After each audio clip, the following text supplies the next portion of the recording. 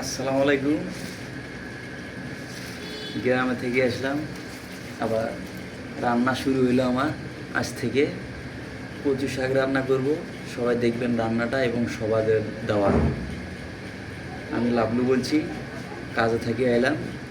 আবারও আমার হাতে রান্না শুরু, এবং আজ থেকে প্রথম দিনে কচু শাক এবং আলুর ভর্তা সবার দাওয়াত। আসসালামু আলাইকুম। কচু শাক রান্না।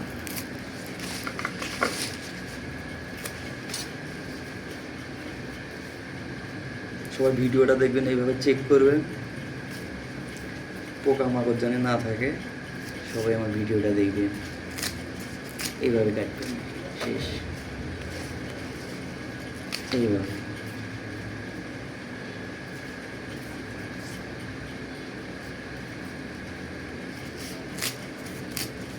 আচ্ছা, নাম কচু শাক সবার দাওয়া।